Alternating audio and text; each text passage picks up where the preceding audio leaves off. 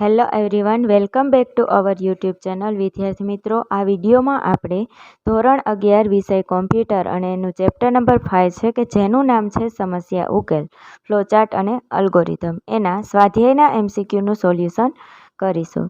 મિત્રો, કોઈ પ્રશ્નમાં તમને ડાઉટ લાગે, આન્સરમાં ડાઉટ લાગે તો તમે કમેન્ટ બોક્સમાં જરૂરથી જણાવજો.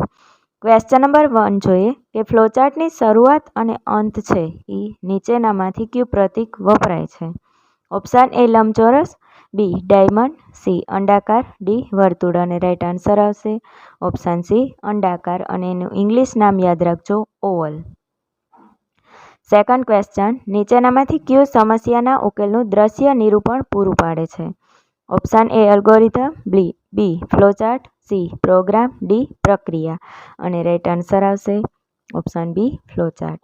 થર્ડ ક્વેશ્ચન, નીચેનામાંથી કયું પ્રતીક ફ્લોચાર્ટમાં પ્રક્રિયા દર્શાવવા માટે વપરાય છે?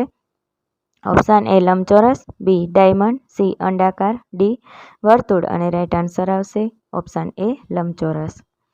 ક્વેશ્ચન નંબર 4, નીચેનામાંથી કયું કનેક્ટર જોડીઓને એકબીજાથી અલગ પાડવા માટે વપરાય છે? ઓપ્શન એ એરોની દિશા, બી વર્તુળમાં લખેલ અક્ષર, સી વર્તુળનું કદ, ડી વર્તુળનો રંગ. અને રાઈટ આન્સર આવશે ઓપ્શન બી વર્તુળમાં લખેલ અક્ષર. ક્વેશ્ચન નંબર 5, સરખામણી નીચેનામાંથી શેમાં વપરાય છે? ઓપ્શન એ પ્રક્રિયા, બી નિર્ણયકર્તા, સી ઇનપુટ, ડી આઉટપુટ. અને રાઈટ આન્સર આવશે ઓપ્શન બી નિર્ણયકર્તા. ક્વેશ્ચન નંબર 6, નીચેનામાંથી કયું ઉકેલની અંદરના જુદા જુદા પાથ ઓળખવા માટે શ્રેષ્ઠ છે? Option A flowchart, B algorithm, C flowchart અને અલ્ગોરિધમ બંને, ડી આપણે પાથ જોઈ ન શકીએ. અને રાઈટ આન્સર આવશે option A flowchart. Question number 7, નીચેનામાંથી કયું ઉકેલના પગલાં દર્શાવવા માટે સ્યુડો કોડ્સનો ઉપયોગ કરે છે? Option A program, B flowchart, C algorithm, D પ્રક્રિયા. અને રાઈટ આન્સર આવશે option C algorithm. Question number 8, નીચેનામાંથી કયું સામાન્ય રીતે ગણતરીઓ દર્શાવવા માટે વપરાય છે? ઓપ્શન એ પ્રોસેસ બોક્સ, બી નિર્ણય box, C input box, D output box. અને રાઈટ આન્સર આવશે ઓપ્શન એ પ્રોસેસ બોક્સ. ક્વેશ્ચન નંબર 9, નીચેનામાંથી કયું ફ્લોચાર્ટને એક કરતાં વધુ પૃષ્ઠોમાં વિભાજિત કરવા માટે વપરાય છે?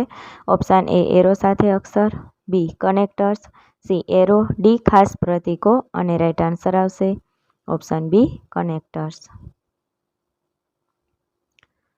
ક્વેશ્ચન નંબર 10, જ્યારે આપણે બે કિંમતો ગણવાની હોય ત્યારે તેને ઓપ્શન એ એક જ બોક્સમાં એક પછી એક મૂકો, બી તેઓને બે જુદા બોક્સમાં એક પછી એક મૂકો, સી એ અને બી બંને, ડી બે જુદા બોક્સમાં એક પછી એક એમ જ હોવા જોઈએ. અને આપણો રાઈટ આન્સર આવશે ઓપ્શન એ એક જ બોક્સમાં એક પછી એક મૂકો.